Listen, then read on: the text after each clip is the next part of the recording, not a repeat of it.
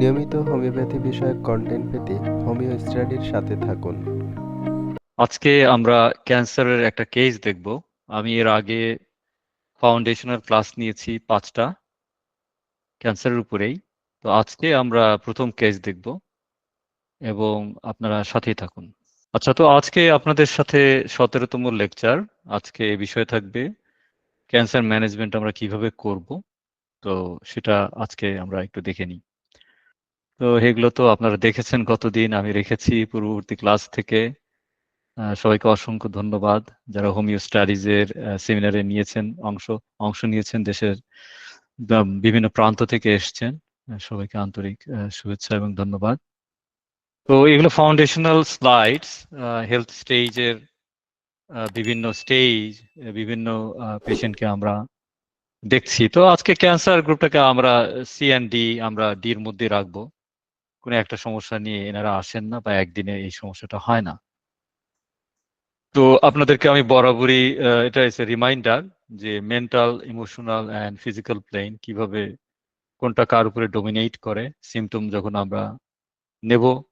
একই সাথে বিভিন্ন ফ্যাকাল্টিতেও যে সিমটম গুলো নিব, সেগুলোর মধ্যে কোন অ্যাডজেক্টিভ গুলো, কোন ভাবার্থগুলো বেশি গুরুত্বপূর্ণ সেটাও জানা জরুরি। যেমন এক্সকিউজ মি, আজকে আমরা ফিজিক্যাল প্লেনের কেস দেখবো। তো ব্রেন অ্যান্ড নার্ভাস সিস্টেম, তারপরে heart and circulation, endocrine, liver, pancreas, lungs, respiratory tract, kidneys, spleen and lymphatic system, reproductive system and organs, musculoskeletal system, and then, of course, the exterior mucous membrane, skin. তো সিমটমের gradation নিয়ে আমি বরাবরই বলে আসছি যে খুব high grade symptom ঔষধের গ্রেডেশনের মতো আসলে আমরা অভিজ্ঞতার আলোকে সিমটমের গ্রেডেশন করতে পারি, যেখানে একজন ব্যক্তির কোর যে প্যাটার্ন, সেই প্যাটার্নটাকে আমরা যদি বুঝতে পারি, সব কেসে বোঝা যাবে তা নয়। কিছু কিছু কেস আছে যেগুলোতে আমাদেরকে খুব ডিপে যেতে হয়। হাই গ্রেড সিমটমে আমি দেখিয়েছি কিভাবে ইমোশনাল স্ফিয়ারটা রাজত্ব করে, সেখানে একজন ব্যক্তির বিভিন্ন অ্যাডজেক্টিভ তাকে বিশেষায়িত করার জন্য যেগুলো, সেগুলো আমাদের কাজ দেয়। আহ, এরপরে আমরা দেখেছি যে মিডিয়াম গ্রেড সিমটম, জেনারেটিস যেটা পাওয়া যায়, এবং সেখানে আমরা সমস্ত কিছু ক্রেভিংস অ্যান্ড অ্যাভারশন অ্যান্ড ইনটলারেন্সেস এবং এলিমেন্টস ফ্রম যত কিছু ইটিওলজিক্যাল ফ্যাক্টর, সেগুলো আমরা পাই। সাধারণত আমরা এই মিডিয়াম গ্রেড সিমটম গুলোই ডে টু ডে ক্লিনিক্যাল প্র্যাকটিসে বেশিরভাগ কেস, 90% কেসে আমরা এটা দেখি। তো এছাড়া নর্মাল গ্রেড সিমটমও কাজে লাগতে পারে। Particular symptom, symptom with PQRS, unusual symptom, যেমন একজন খুব হট পেশেন্ট, তার এইনাল ফিস্টুলা দেখা দিল, তাকে আমি দেখা যাচ্ছে যে আমি সে বলছে যে গরম প্রয়োগে উপশম হয়। তো সেরকম যদি হয় তাহলে আমরা কিন্তু সেটা পার্টিকুলার সিমটমের মধ্যে ফেলবো এবং এটাকে পিকিউআরএস হিসেবে আখ্যায়িত করব। তো burning, feeling, relief with hot application in a extremely hot patient like sulphur iodatum patient, তখন কিন্তু আমরা সেটাকে আর পার্টিকুলার সিমটমকে কম গুরুত্বপূর্ণ রাখবো না।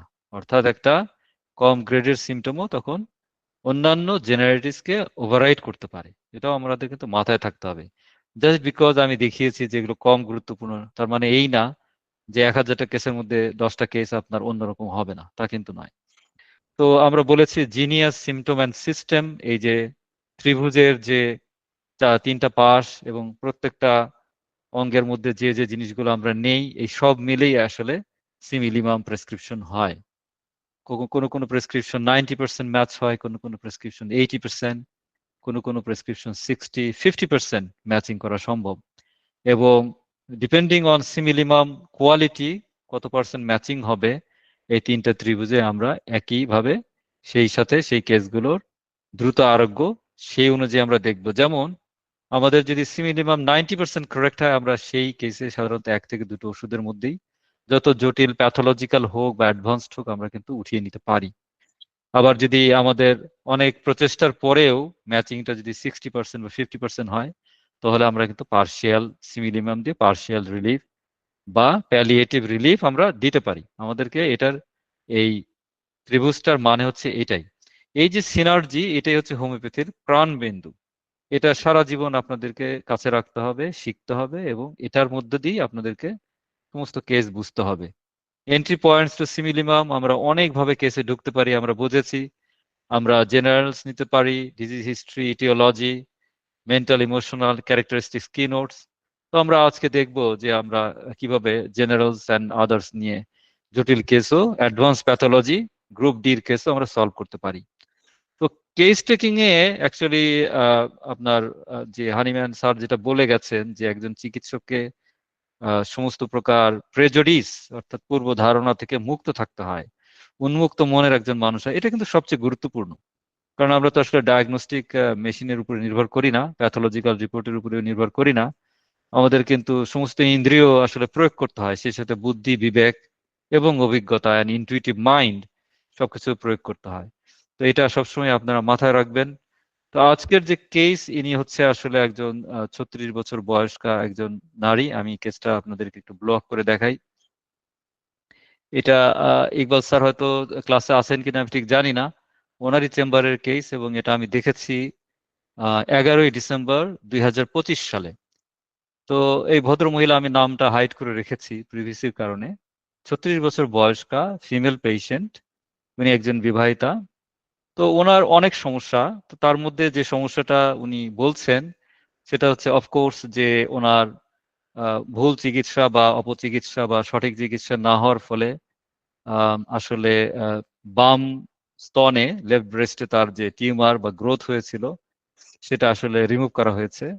কিন্তু আমাকে যখন উনি দেখান তখন ওনার ডানটাতে ওটা ছড়াচ্ছে, এবং অ্যাক্সিলা অর্থাৎ বগলের নিচে যেটা, এটাও ছড়িয়ে গেছে।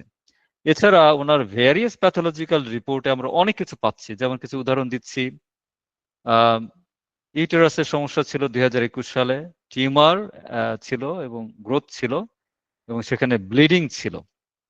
এরপরে অ্যাডেনোমাইসিস ধরা পড়ছে uterus, left ovarian cyst, myometrium goat multiple cystic structure, এবং হাইপারটেনশন আছে, ডায়াবেটিস মেলাইটাস আছে, ওনার থাইরয়েড নেই, ওনার প্রোল্যাকটিন টেস্ট করা হয়েছিল সেটাও নর্মাল, ওনার অ্যানিমিয়া আছে, এই আপনারা দেখছেন যে 9.5 grams per decilitre, and owner hirsutism আছে, যেটা আমি অবজার্ভ করেছিলাম, এটা রিপোর্টে ছিল না। অর্থাৎ উনি নারী হওয়ার সত্ত্বেও ওনার শরীরে বিভিন্ন অংশে, বিশেষত মুখে প্রচুর লোম গজাচ্ছে, এটা আসলে মেডিকেল টার্মে আমরা বলবো হার্সুটিজম। তাহলে দেখলেন উনি কিন্তু অনেকগুলো অ্যাডভান্স প্যাথোলজি, কোনটা থেকে কোনটা শুরু করবেন। ইমিডিয়েট কনসার্ন যেহেতু লেফট ব্রেস্টে উনি অনেকদিন হোমিও ওষুধ খেয়েছেন, এবং ওনার এই লেফট ব্রেস্ট তো ওটা ঠিক হয়নি, ওটা অপারেট করতে হয়েছে, এবং সেটা এখন রাইট ব্রেস্টে ছড়াচ্ছে। সেই সাথে রিপোর্টে এসছে যে অ্যাক্সিলা, লিম্ফ গ্ল্যান্ড যেগুলো, সেগুলোতেও এই ক্যান্সারটা ছড়াচ্ছে। এছাড়া আমি এই কেস শিটে আরো কিছু জিনিস লিখেছি, আমি এগুলো হাইড করে দিয়েছি, আমার কিছু নোট ছিল এখানে। তো ওনার ওভারি, সরি, ইউটেরাস, ভ্যাজানা থেকে এটা মনে হচ্ছে যে বাইরের দিকে বেরোয় আসতেছে, যেটা typical Sepia presentation, pushing out sensation of the um. ওনার ঘুম হয় না, এবং ওনার থিন ওয়াটারি একটা ডিসচার্জ হতো নিপল দিয়ে ইন দি পাস্ট, এখন নাই, 2-3 বছর আগে এই সমস্যাটা শুরু হওয়ার আগে এরকমই ছিল। এছাড়া কোনো একটা খারাপ কিছু ঘটবে এরকম ওনার সবসময় মনে হয়, তবে এটা খুব বেশি গুরুত্বপূর্ণ এই জন্য না, উনি অলরেডি 3-4 বছর ধরে এই সমস্যায় ভুগছেন, এবং হোমিও অ্যালো কোনোটাতেই আসলে ওনার কিন্তু ভালো কোনো কিছু হচ্ছে না। এছাড়া আরেকটা অবজারভেশন ওনার ক্ষেত্রে আমি করেছিলাম, এটা এখানে লিখিনি, she she is an obese person, very overweight. তো আমি যখন একটু ডিপ লেভেলে আমি কেসটা নিয়ে, কেস টেকিং, এটা second page of my case sheet, সেখানে আমি পেলাম, ওনাকে জিজ্ঞেস করলাম যে ওনার কোনো মানসিক ইয়ে পাওয়া যায় কিনা। উনি নিজের থেকেই বললেন যে ওনাকে মনে হয় যেন কোনো কিছু একটা, কিছু কন্ট্রোল করছে, বা ওই যে আমাদের দেশে যেটা বলে কিছু একটা ভর করা বা এই ধরনের। তো আমি ওটাকে ওই রুব্রিকের ভাষাতে লিখেছি, deletion of super human control. তো ওনার যে ইউটেরাসের যে অ্যাডিনোমায়োসিস, যে স্ট্রাকচার অ্যান্ড আদার পেইন, উনি আরেকটা জিনিস বললেন যে ওনার মেনস্ট্রুয়েশন সাইকেল এভরি মান্থ শুরু হওয়ার সাথে সাথে ওই ব্যথাগুলো এবং সিমটম গুলো আস্তে আস্তে কমতে শুরু করে। তো এইটুকুনি আমার কেস শিট। এছাড়া ডিজায়ার অ্যাভারশনে নিয়েছি আমি, উনি চা পছন্দ করেন, উনি সাধারণত ঠান্ডা পানি খান, গরম পানি, মিষ্টির প্রতি আগ্রহ আছে। এটা আসলে কমন সিমটম, আমরা যারা ভাত খাই তাদের আসলে অনেকেরই থাকতে পারে। অ্যাভারশন, উনি খুব বেশি মশলাদার খাবার উনি পছন্দ করেন না। এই হচ্ছে ওনার কেসটা। তো এই কেসটা খুবই রিসেন্ট কেস এবং ভেরি গুড কেস, যার কারণে আমি আসলে এটা আপনাদেরকে দেখাচ্ছি। আমি এখন দেখি ওনার কেস রিপোর্ট দিয়ে একটা পাওয়া যায় কিনা। আম, তো আজকে আপনাদেরকে দেখি রিপোর্টগুলো পাওয়া যদি যায় আমি দেখাচ্ছি। তো সেক্ষেত্রে ওনার কিছু রিপোর্ট এখানে আছে, যেগুলো আসলে আহ, বেশ বিস্তারিত।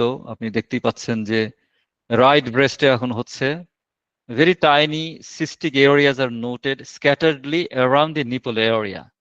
এটা বলছে অ্যাক্সিলা অর্থাৎ বগলের নিচে few hypoechoic lesions with central echogenicity are noted in both axillary regions, suggestive of enlarged lymph nodes. অর্থাৎ ওনার লিম্ফ গ্ল্যান্ডে আসলে এই ক্যান্সারটা ছড়াচ্ছে।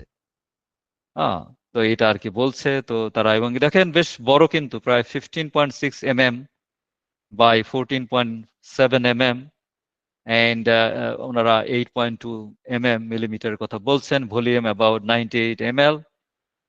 লেফট অ্যাক্সিলা সেটা আরো বড়, যেহেতু লেফটে আসলে ওনার প্রথমে কিন্তু ব্রেস্টের এই ট্রাবলটা শুরু হয়, এটা আস্তে আস্তে বাড়তে থাকে এবং আহ, ওনার কিন্তু এটা বেড়েই যাচ্ছে। উনি আসলে রিমুভও করেছেন, সার্জারি করেছেন।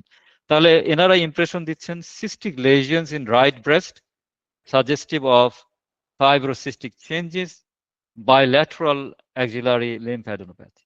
লিম্ফ্যাডেনোপ্যাথি হয়েছে, ওনার ব্রেস্টে গ্রোথ ছিল। ওনার টিভিএস এক্সামিনেশন আপনারা যারা জানেন, পরিচিত, ইউটেরাসের ভেতরে যে খুব ডিপ ইনভেস্টিগেশন হয়, তো সেটাই ওনারা ইয়ে করছেন যে অ্যাডেনোমায়োটিক চেঞ্জেস ইন ইউটেরাস। এর আগে আমি একটা কেস দেখিয়েছিলাম, অ্যাডেনোমায়োসিস, ওখানে ব্যাখ্যা করেছি, আপনারা দেখে নেবেন। অর্থাৎ পিরিয়ড দেয়ালের ভেতরে ভেতরে হচ্ছে, অর্থাৎ দুইটা লেয়ারের ভেতরে হচ্ছে। তো এন্ডোমেট্রিয়াম লেয়ারের ভেতরে হচ্ছে, ফলে তীব্র ব্যথা, তীব্র যন্ত্রণা এটা হয়। এবং আসলে ইউটেরাসের যে ওয়ালে হওয়ার কথা সেটা হচ্ছে না, সারফেসে না হয়ে ভেতরে হচ্ছে। It's a very painful problem. And of course left ovarian cyst দেখা যাচ্ছে ওনার। আরো কিছু রিপোর্ট এখানে আছে, এটা তো আমরা দেখলাম সম্ভবত। আর কি রিপোর্ট দেখি আছে? ওই একই রিপোর্ট ওনারা বিভিন্নবার করিয়েছেন, প্যানিক সিচুয়েশন অ্যান্ড সার্জারি করিয়েছেন উনি। সবগুলো রিপোর্ট আমি জোগাড় করতে পারিনি, আপনাদের ক্লাসটা যতগুলো আছে সেগুলোই দেখালাম।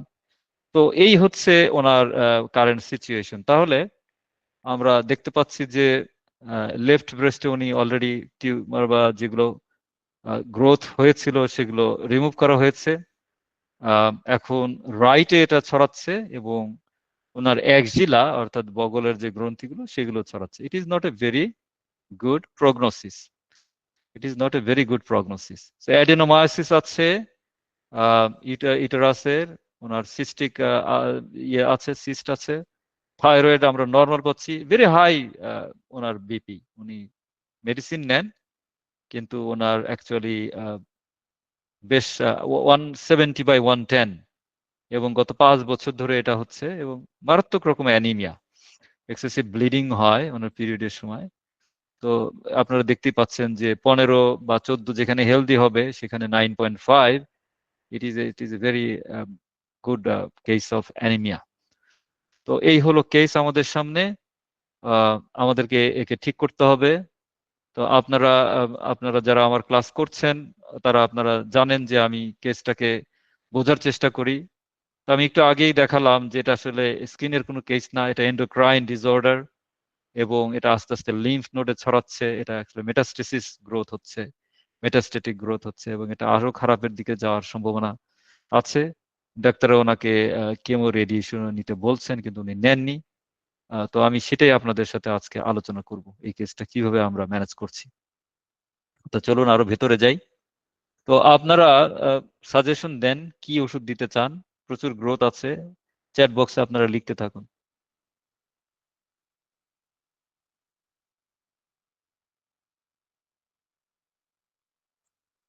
কিছু সাজেশন দেন, ইন্টারেক্টিভ করেন ক্লাসটা, দেখি কি কি আপনারা ভাবছেন।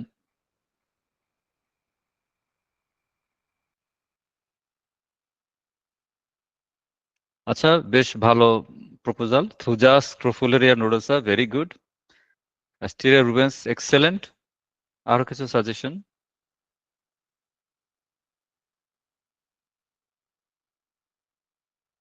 খুবই ভালো সাজেশন এসছে, প্রচুর গ্রোথ আছে ওনার।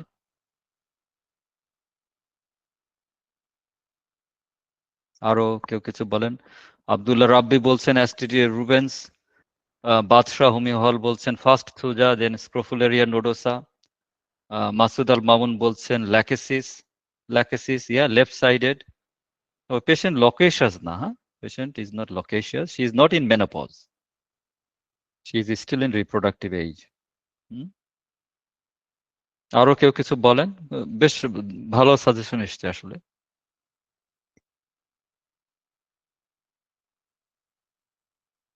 ক্যান্থারিস, আচ্ছা, আরেকজন শবনম ইসলাম। ক্যান্থারিস, এটা আসলে ঠিক আসলে ইউরোজেনিটাল না, ক্যান্থারিস মূলত ইউরোজেনিটাল ইয়ের উপরে এটার নোন আর কি বেশি। হতে পারে যদি ক্যান্থারিসের বার্নিং থাকতো, severe burning during and after micturition. First thuja then phytolacca, very good suggestion, good. Pulsatilla আমরা পেশেন্ট মোটামুটি থার্স্টলেস না পেশেন্ট, হ্যাঁ প্রচুর, এবং তার পালসিটিলা অন্যান্য যে কিনোট সিমটম সেগুলো আমরা আসলে সেভাবে অবজার্ভ করিনি। কেসটা অনেক গোলমেলে এই জন্য যে অনেক দেরি হয়ে গেছে কেসটা, হ্যাঁ, এই কারণে। তো আমরা ভালো ভালো সাজেশনই পাচ্ছি। Phytolacca, Thuja and then after Asterias rubens. হ্যাঁ, আমি আসলে এইভাবে ভেবেছিলাম, আপনারা যা ভেবেছেন আমি ঠিক সেইভাবে ভেবেছিলাম, অনেকের সাথেই মিলছে। এবং প্রায় 1.5 ঘন্টা লেগেছিল এই কেসটা আসলে ইয়ে করতে, অ্যানালিসিস করতে। Very good suggestion, thank you very much. তো আমরা ফিরে যাই। তো আপনাদের সাজেশন নিলাম, নেয়ার পরে এখন আমার পূর্ববর্তীতে উনি হোমিওপ্যাথি চিকিৎসা করেছেন প্রায় বছর খানেক বা তার বেশি, আমি ঠিক এক্সাক্ট টাইমটা বলতে পারবো না। তো প্রিভিয়াসলি ওনাকে এই রেমেডিগুলো দেওয়া হয়েছে, থুজা, স্যাবাইনা এবং ফাইটোলাক্কা। তো প্রথমে ওনার লেফট ব্রেস্টে যে প্রবলেমগুলো ছিল, এই ওষুধগুলো মোটামুটি অনেকদিন ধরে খেয়েছেন উনি এবং নিয়মিতই খেয়েছেন। পোটেন্সি আমার ঠিক এক্স্যাক্টলি খেয়াল নাই, 10 mও মনে হয় দেওয়া হয়েছে, up to 10 m most probably. তো ফলাফল যেটা, যে এটা তো বেড়েছেই, সেই সাথে বামটা থেকে এখন ডানটাতে ছড়াচ্ছে। তাহলে আমি বরাবরই আপনাদেরকে যেটা বলে এসেছি, যে আপনি যদি একজন সিনসিয়ার অ্যান্ড অনেস্ট হোমিওপ্যাথ হতে চান এবং হোমিওপ্যাথি হিসেবে পৃথিবী জুড়ে নাম অর্জন করতে চান, দেশের মানুষকে সেবা করতে চান, একটা কেস যদি 2-3 মাসের মধ্যে আপনার হাতে ভালো না হয়, আইদার আপনি রেফার করবেন কারোর কাছে যে পারবে বা যে জানে, অথবা আপনি কেসটাকে ডিসচার্জ করে দেবেন মডার্ন মেডিসিনের কাছে। এটা কিন্তু আমি ক্যান্সার কেসের ফাউন্ডেশনে বলে দিয়েছি।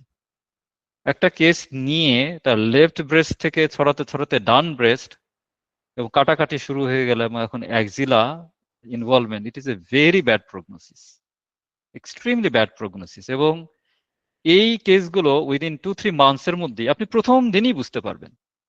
আমি কি ওষুধ দিয়েছি এটা আপনাদেরকে দেখাবো, এবং কিভাবে এই কেসটা উঠালাম সেটাও দেখাবো, কিন্তু আপনি প্রথম দিন থেকেই বুঝতে পারবেন। এটার জন্য আপনাকে 1 বছর কিন্তু অপেক্ষা করে পেশেন্টকে মানে মানে একদম ইনসিকিউর করার প্রয়োজন হবে না।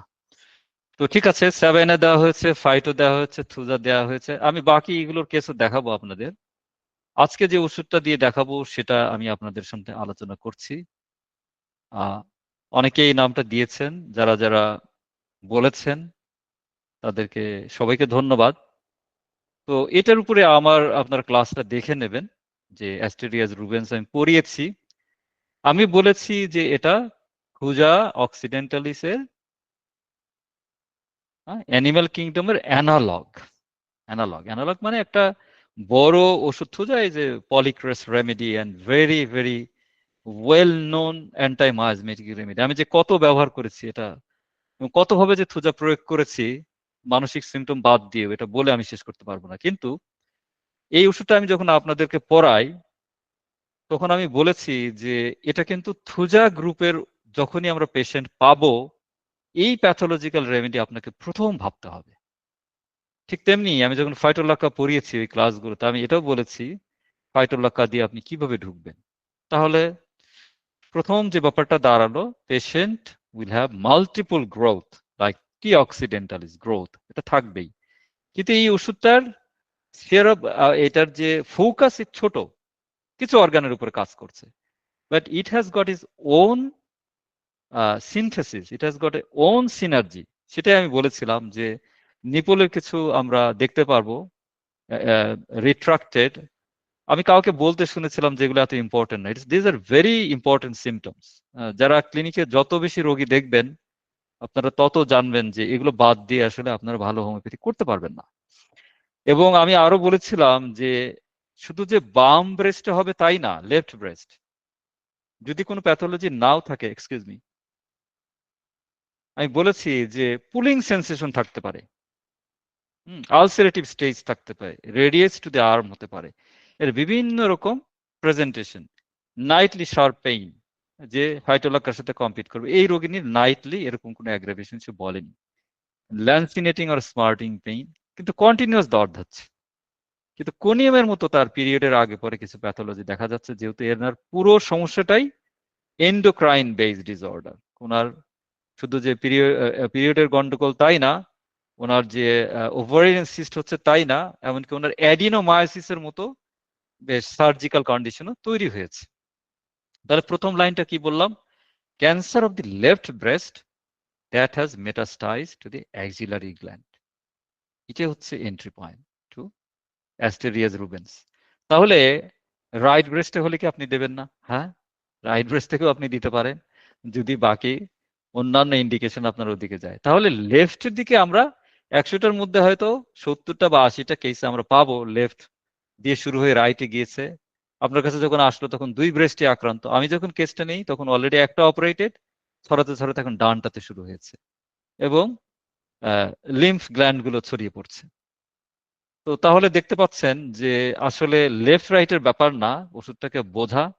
Of course flabby sycotic left breast, ওনার pain radiates to the arm হয় না, এত দূরে যায়নি, কিন্তু ওনার লোকালাইজড পেইন আছে।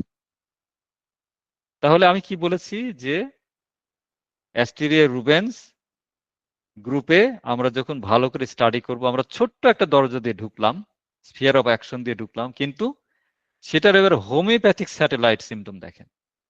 সিপিএর মতো pushing out sensation of the um, আমি বলেছিলাম বোল্ড করে, আমি ওই স্লাইড থেকেই নেয়া। Pushing out sensation of the um, hysteric symptom থাকতে পারে এ গ্রুপ অফ পেশেন্ট, এই পেশেন্টের এটা নাই। ইনসমনিয়া থাকতে পারে, এই পেশেন্টের ইনসমনিয়া আছে। এটা আপনি আসলে আর্গু করতে পারেন যে ইনসমনিয়া তার মানে উদ্বিগ্নতা থেকে হয়েছে নাকি আগে থেকেই ছিল। Circulatory disturbances, stroke, circulatory disturbances with flushed face, ওনার মারাত্মক রকম হাইপার টেনশন, আফটার মেডিসিন নেওয়ার পরেও 170/110। Disposition to pimple in adolescence with black tips, pimples, scarring of the face, anxiety of bad things will happen, weeping disposition, fear of misfortune, হ্যাঁ, একটা negative footing তার, হ্যাঁ, negative footing. এটা রোগে ভোগার কারণেই হোক বা ওনার একটা টেন্ডেন্সি থেকেই হোক, এই জিনিসটা কিন্তু আমরা এই পেশেন্টের ক্ষেত্রে ফিয়ার অফ মিসফরচুন, এটা আমি জিজ্ঞেস করেছিলাম এই কারণে, এই আলোকে কোনো লিডিং কোশ্চেন ছিল না, তার সাথে কথা বলতে বলতে এটা বেরিয়েছিল, যেহেতু এই ওষুধটা আমার প্রথমেই মাথায় এসছে। আমি রুল আউট করে দিতে চাচ্ছিলাম যে এটা থেকে আমি থুজাতেই ঢুকবো না ফাইটোতে ঢুকবো না অন্য কিছুতে ঢুকবো। আচ্ছা, 3 PM অ্যাগ্রাভেশন ওনার এরকম পাওয়া যায়নি। দেখেন আরেকটা জিনিস আমি বলেছিলাম, আন্ডার সুপার হিউম্যান কন্ট্রোল। তাহলে অনেকে যারা সাজেশন দিয়েছেন যে থুজা দিয়ে তারপরে Asterias rubens, it's a very good suggestion. আপনাকে যে দিতেই হবে তা কিন্তু নয়, আপনি দিতে পারেন।